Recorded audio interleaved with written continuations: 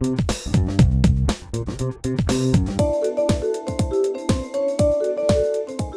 rendez-vous Forum Santé, toujours en compagnie d'Alain Pestalozzi. Bonjour. Voilà, bonjour à tous. Bien le bonjour à vous toutes et tous. Dernièrement, on a parlé d'un livre sur le charme discret de l'intestin. Et aujourd'hui, on va essayer de faire une suite. Enfin, oui, c'est un peu ça. C'est la suite. Oui. C'est la suite. Oui. C'est la suite. On va vous parler du dépistage du cancer du côlon rectal. Voilà.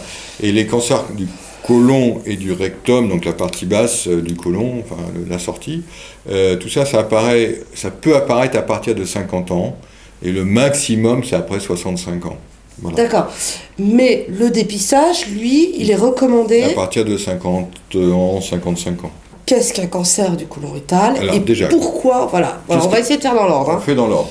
D'abord, c'est quelque chose qui représente un cancer très fréquent.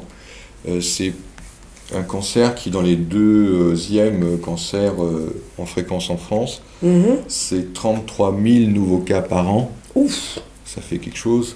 Et 16 000 morts par an. C'est-à-dire que l'Avalonnais disparaît chaque année à cause du cancer du côlon. Donc on est sur un cancer courant, un cancer qui est pas banal et qui pourrait être soigné. C'est un cancer qui, dépisté à temps, peut être très bien soigné. Alors, ça veut dire que le dépistage dans le cancer du côlon est, comme dans tous les autres cancers, mais là c'est primordial, c'est que plus tôt on détecte, plus tôt on soigne, plus tôt on est tranquille. En plus, c'est un cancer qui est assez bizarre, c'est qu'il est lié à la façon qu'on a de manger. Plus on est en alimentation américanisée, plus on a ce type de cancer, surtout les hommes.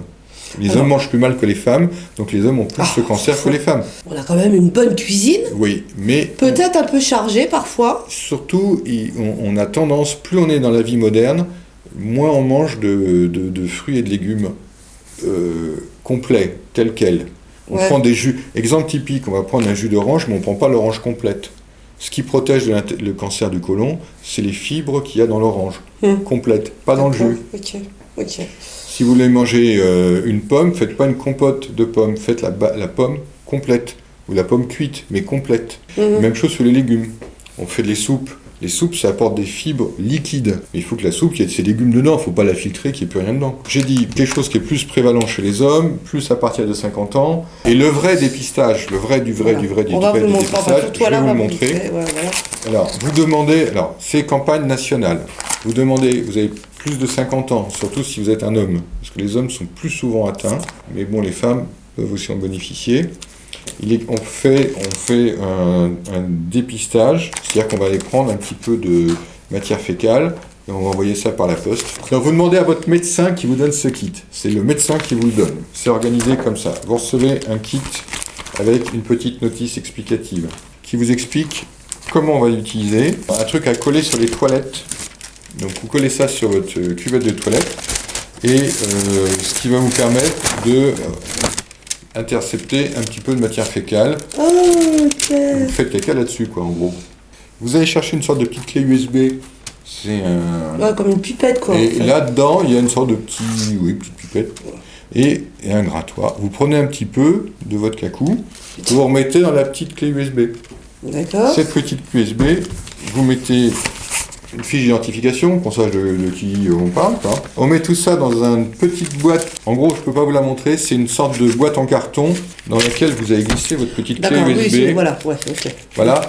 Et là, vous refermez, c'est pour éviter que ça s'écrase dans la poste.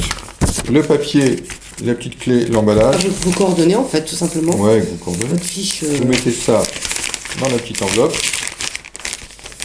Là. Voilà, en fait, il y a un numéro d'identification, il y a un numéro de code. Et vous envoyez ça. Alors, il faut l'envoyer dans les 24 heures. Vous ne gardez pas ça pendant 15 jours chez vous. Hein. Il y a un numéro T, c'est-à-dire que l'enveloppe, si vous le posez dans l'enveloppe, c'est gratuit. D'accord. Enfin, dans la boîte. L'enveloppe dans la boîte, c'est gratuit.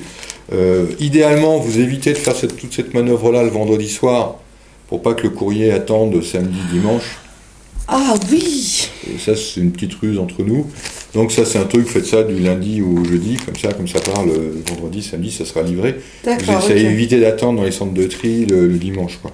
Vous recevrez, et votre médecin recevra, quelques temps après, le résultat d'un dépistage. J'insiste bien, c'est un dépistage, et c'est un très bon dépistage, et c'est une campagne qui est gratuite, et c'est utile. Alors on va le faire tous les deux, dans les personnes à risque, donc chez les gens pas à risque, c'est tous les 5 ans, et chez les gens à risque, on va le faire tous les 2 ans. D'accord. Le kit, là, pour en revenir, c'est utilisable une fois, je veux dire. Ah, c'est une fois. Si on loupe, entre guillemets. Non, on peut pas louper. Mais on peut pas louper, oui, non, d'accord, ok. Une fois.